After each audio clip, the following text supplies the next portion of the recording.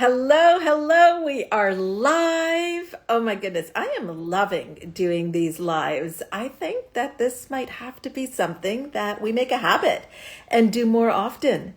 Today we are talking to Christine, powerhouse leader. Here she is. Okay, Christine, I am going to add you. Christine is somebody that as you listen to her, if you can, you want to take notes. How many of you right now, I'm going to let her in, lead a team? Put some hearts if you work with a team or you lead a team. I want to know. Send me some hearts. There she is. Hey, Christine. Hi, Hina. How are you? I'm great, thank you. How are you? I'm amazing. I was asking everybody as people are coming on if they lead a team or they're part of a team because you are an exceptional leader. And I think now people are talking about leadership more and more because the ways of leading teams, when we think of this leading by fear, Mhm. leading through this idea of like it's got to be hard and getting your team all on board, and I would say maybe even like more of a masculine energetic approach, we're realizing that it doesn't work, that it's not helping businesses or companies. And we're seeing people like Brene Brown talk about leadership and leading from a different place. And I think that you, consciously or unconsciously, have already been leading from that place that people are now catching up to. So I would love for you to, first of all, tell us what is the largest team you've led and a little bit about your leadership journey. All right. Well, thanks so much, Hina, and thanks hi to everyone. It's so great to be here. It's my first time doing Instagram Live. It's very exciting. So I've been working as a leader for the past 20 years. So I have about 20 years of corporate experience, both as an individual contributor but for the most part, majority of that journey, I've been a leader, starting as a leader of like one person, 3 people, 20 people. And over 200 people have been on my teams at various times. But I think what's really interesting about leadership is even if you do not have people who report to you, you are a leader. Like any one of us in any organization is acting and can show up and choose to show up as a leader. And that's why leadership, I think, can be so important, because you can influence no matter what your role or what your job title might be. So when you're going from 1 to 3 to over 200, it's still you. The Mm-hmm. amount of people you're leading has exponentially changed, but it is still you. So Mm-hmm. how do you, I don't know if this is the right question to ask, but almost scale yourself to meet Mm-hmm. the demands Mm-hmm. of, it's different, 1 person to 200. It is very different when you're leading one person or you're leading 200. And the way that I've thought about it is when you lead large teams, you're actually a leader of leaders, right? When you have 1 or 3 or 4 people on your team, they report directly to you. You can influence, their career journey, their job, their level of engagement directly. When you're a leader of leaders, you have to make sure that the people who are reporting to you that are leaders are also, leading in a way that is living up to the values you're setting for your team, whether it's the values, the culture, whatever it is that you want to create for your larger team, that you're creating the leadership skills in the folks underneath you that are also creating that same environment. Because there's an old leadership or career adage of people don't leave, bad jobs, they leave bad managers. Yeah. And I do believe in that 100%. And so what I focus on when I'm leading large teams is actually building the leadership skills of the other layers of leaders beneath me, so that everyone on the team can feel like they're having a great experience working on that team, and that they're being led in a way that lives up to the values and the culture that we've set for the team or for the organization. One of the things that you do that is so brilliant that we integrated, we brought into our company, is the personal operating manual. So I want to leave the people that are watching this live and in the replay some things that they can actually do with their teams. And like you said, even if you don't have a team, this is great to do for yourself. You describe what the personal operating manual is. Yeah, so personal operating manual is essentially a document that you write that is a 101 about how to work with you. So it could be things like, what are your values? How do you like to be communicated with? What are your biggest pet peeves at work? What are your strengths and weaknesses? And what do people misunderstand about you? And really, the process of writing it down, I actually find is the best part of the entire process, because sometimes we just operate unconsciously. And the process of answering those types of questions and writing them on paper allows you to reflect on, well, like something even simple, like how do I want to be communicated with? Do I want someone to text me at all hours of the day? Or do I want them to email me? Or do I want them to drop by my office? And what are the boundaries that you want to set with your team? Or what are my values at work? And then what I do is I share that with my team, and I ask them to also create the same document. And what that allows you to do as a leader is for everyone on your team, really try to understand how they learn. How do they want to get feedback? How do they want to be communicated with? What are they misunderstood about? So that you can really understand how to meet with them individually. Because a question I often get asked if I'm interviewing people to join my team is like, well, what's your leadership style? And, it's a question a lot of people ask, and my answer, and not to be glib and get out of answering the question, is, well, it's actually situational and it depends. With some people that I've worked on my team, it's like, let's meet at the beginning and the end of every day and check in on how you're doing. And other people, it's like, great, I want some broad guidance, and let's meet every 2 weeks and, make sure that we're staying on track. And it allows you to craft that individualized leadership style with all the different folks on your team. We did that with our team, and it really creates clarity as well. And it can also reaffirm, is this the right place for you? Totally. Because of values and the way that they work. And, we're at a different time with accessibility to the people on our team. So this question that you ask is, how do you want the communication to happen, is friggin' brilliant. Because some people, please, people, do not send me an email. I can get if I'm not looking at it. I guarantee you, by the time you've hit send, it's buried. So even for my team, when we did this, we had talked about what is the best way. And so for me, a person on my team that I have to look at things, she will send me a WhatsApp note saying, I've sent you an email. That little tweak in our communication alleviates a lot of frustration, because 100%. Oh my God, does she know I don't want to bother her? Do I have to tell her again? Maybe I'll send her another email. So I love how clarifying this is. Oh, and I think the other thing is, a lot of the leaders that I coach actually struggle with boundaries with their team. They feel like they want to be available, they want to be helpful, but then they feel like overworked, and they're not able to, have the time to do the thinking work that they need to do. And so it also allows you to set boundaries as a leader with your team around how you want to work, and how you can also protect your time to do the work that you need to do beyond the people management sides of things. Yes. One of the things that leaders are doing is they're making a lot of decisions, and they're making decisions quickly. Is there a way that you've come to make decisions that has made a difference, that is part of your leadership style? So I do think I make decisions quickly, or I try to make decisions quickly, but I actually think as a leader, where I'm trying to figure out as I'm talking with individuals is, actually, is the right thing for me to do make this decision, or is the right thing for me to do to ask the person on my team to make that decision, or like ask them, what would they do? How would you be thinking about it? Because sometimes that's how I'm actually developing them to continue to their next level. And so for me, it's less about how I'm making the decision, because I'm comfortable with like making decisions with ambiguous or not complete information in many situations, but it's sometimes building up that skill in your team and being able to say, well, what do you think we should do?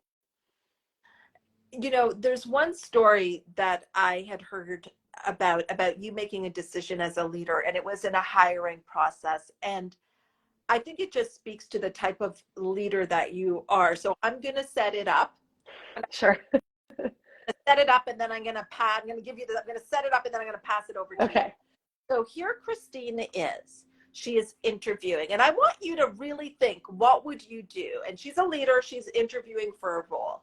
And at that time, you would come in person for your interview.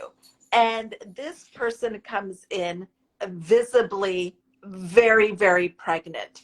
And I mean, there's just no hiding it. But she is interviewing for a role that would have her start a position and then take mat leave pretty soon.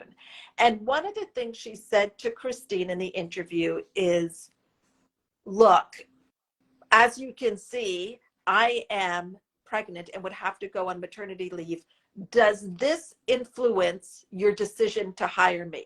Now, Christine, before you answer, all people here, be honest with yourself. Somebody's showing up in your office. They are very, very pregnant. They're going to have to go off on mat leave. Would you hire them or not? Or would that play a factor? As you think about that, Christine, what did you say? So what I said to her is something along the lines of, if you're the best person for the job, then it won't matter. Because I do believe in, A, as a mother who's like had children and, been in the workplace, and as a leader, it's like, I should hire the best person for the job, even if I have to deal with quite honestly, the inconvenience of hiring them and backfilling them immediately. And so, I did end up hiring that woman and hired a backfill for her at the same time. So actually I had two people starting the job in parallel at the same time. So we were at an event where I heard that story firsthand from that woman. And this is what, leadership does. It's like you left such a lasting impression on her, obviously because you ended up working together and becoming friends yourself. But that sentence of, look, if you're the right person for the job, we'll figure out the rest. Mm-hmm. You're getting, I will offer you the job. Mm-hmm. So many people, like you said, like, this is what's so amazing. And this is clarity of thought, because in that moment, most people, I think, would automatically habitually go to, oh gosh, okay, now I'm going to have to, if I do hire her, I'll have to find somebody else. That's going to take time away. I've already got other things on my plate. Then I have to train somebody else as well, bring them up to speed, and they would be thinking about how it will affect them. For you to have the clarity to say, no, put all of that to the side. We're just going to see if she's right for the job. Also, what you're modeling about leadership to her. Mm-hmm. Mm-hmm. Yeah, and I think, the benefit was when you're hiring, you're like, well, I already have this pool of people. I can pick two. So I get to pick two people and give one of them a contract and one of them, a full-time position, and support multiple people and get different perspectives, on the team as well. So it actually wasn't a hard decision. It was like, this is the right thing. I wanted that woman on the team. And if that was the way that I could make it work, then, that was okay. And it was great. She was an amazing leader on the team. I love it. So one of the things that you decided to do, here you are a leader, you decided to take my coaching certification program. Mm-hmm. Well, I think I took it for two reasons. One is I thought it would help me increase my leadership skills. And I've always been focused in taking courses on leadership and really focusing on leadership, just the practice of leadership. So I thought it would help me with that. And then the second is I'd always wanted to be a coach. It was always one of those things, all my friends were always like, oh, you're basically our life coach. Or I was always doing it informally. And it's always been something I was interested in doing. And so I decided to take the course and see what I would learn about coaching and where that could take me as well. And what were maybe a few of the things that you feel really landed with you, or that you heard in a different way that added to how you lead and now coach? Yeah, I think a couple of things. One is really the focus on asking powerful questions. And I think that's a large part of the Calm Method coaching program.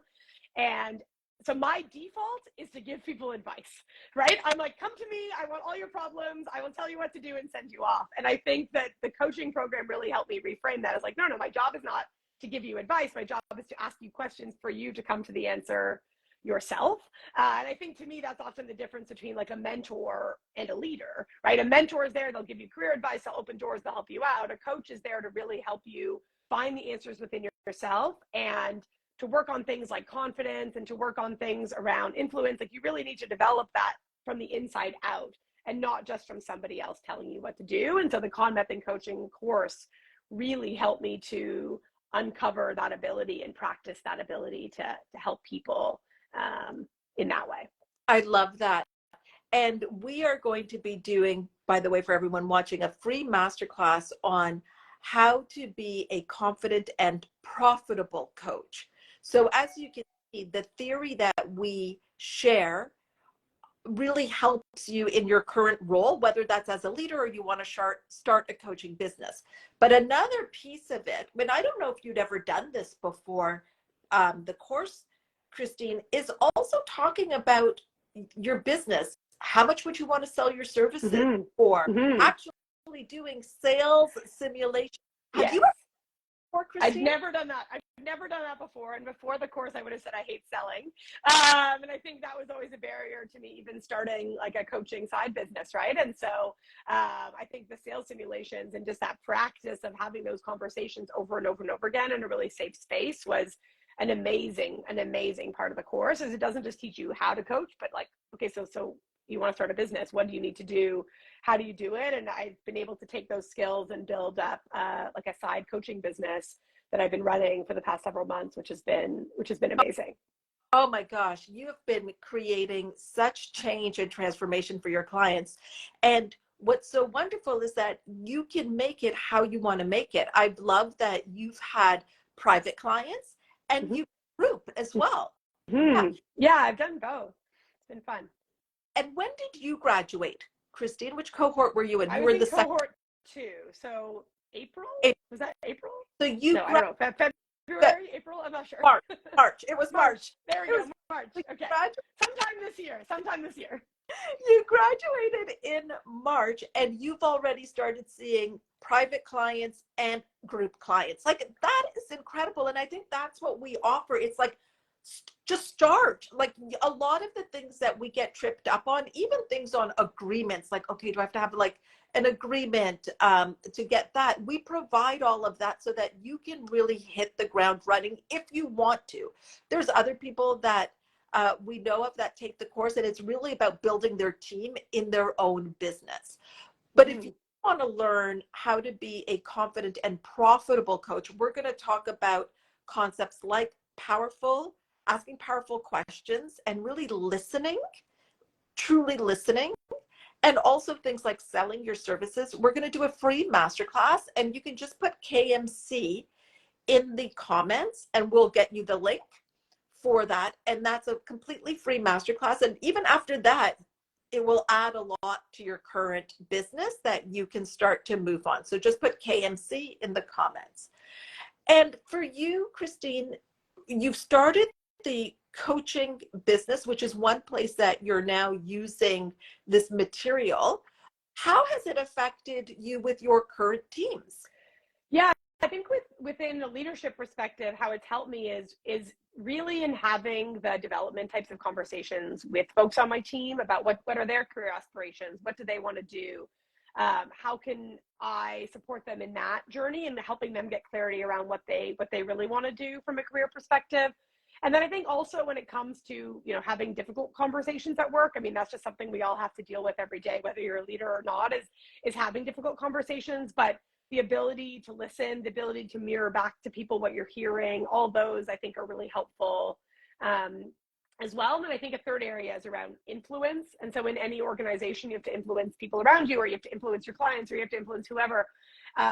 And the ability to really listen and again, ask powerful questions. It may not be as personal as the powerful questions you might be asking in a coaching session, but that ability I think is really helpful as you think about influencing in an organization as well. Well, you have been an amazing influence for me and the community. I've really learned a lot from you. And I think that if anybody is interested in developing themselves as a leader, whether it is one person you're leading, which might be yourself or somebody else, or 3 or 200, I would really say that they should connect with you. So what would be the process for people to connect with you, Christine? Yeah, so I have an Instagram account that I'm on right now. So it's at Coach with Christine. You can DM me there and learn more about my services. I have one-on-one coaching, and I'm starting my next cohort of my group coaching program for senior leaders in September. So reach out if you want to learn more about that as well. Can you tell us a little bit about the senior leaders group coaching program? Yeah, so it is in the fall, it's going to be a 12-week program where we're going to meet once a week on Zoom with everyone in the program, and there'll be some exercises to do in between, and you'd also get one-on-one coaching session with me. And in that session, that program, what we're really focusing on is helping you become the leader that you are meant to be. That is going to be increasing your confidence, increasing your level of influence in your organization, increasing your ability to inspire and lead your teams, and get clarity on where you want to go as a leader and give you the tools to get there. And then we do the program in a really interactive way. There'll be, homework for you to do, and then we'll get together as a group and really talk about it. And what's been really great when I did it in the spring is that group also becomes a support network for you as a leader. We have a WhatsApp group with everybody in it, and people can come with their problems or their challenges, and you get a network of other leaders in different industries that you can come to and be like, well, I'm having this challenge with my direct report, or, oh, I'm trying to get my boss bought in on this idea, and it becomes a really supportive community as well. So it's been amazing. I think that is so huge, because as leaders, we don't always have somebody to take our concerns, questions to. And there, my Gabby, who's my COO, she masterminds with other COOs. Mm-hmm. And it also collapses time, because you share ideas, and it's like you don't have to do the research. You're like, oh, I'm looking even things for systems, operating systems for the back end. And they're like, oh my gosh, we're using this platform right now. I'll connect you to the person, or here's how we use it, or I'll help you troubleshoot that. That is huge. So you said senior leaders. Who is the senior leader? Who are you speaking of? Senior leaders, I think it really depends on the size of the organization, right? It could be sort of VPs and above in an organization. So sort of people who are executives, or in smaller organizations, it might be some folks that, report directly to the COO or the founder of the organization. I love it. So please reach out to Christine if you are interested in learning more about all of the things that she offers, including that program. I would also reach out to Christine if you wanted to do the exercise that I did with my team, because things are changing because of that exercise, which, for those of you that follow me and know the people that are, know the people in the programs that we offer, you're going to see changes. And a lot of that came from that weekend. So it really clarifies. Amazing. It's so good. It's called POM, MPO, my personal operating map or system, something like that. Manual. I know, I knew it was an M at the end. Manual. And I would say, Christine, can you tell me how to do it? Christine? Sure. Yeah, reach out. Happy to help. Because it is such a great exercise to go through with your team. And then you will see all of you July 26th for our free masterclass, where you're going to hear a little bit about the concepts that Christine learned that amplified her as a leader, and then opened up this whole side coaching business that we were not aware of. And she is knocking it out of the park. Like I'm kind of fantastic. Christine, thank you so much. I'm just so impressed with you and what you do, and how you are changing lives every day with those on your team, and the opportunities that are coming to you as well. Thank you very much. Thanks so much, Hina. It was great to chat with you. All right. Thanks, everybody. And thanks, bye, everyone.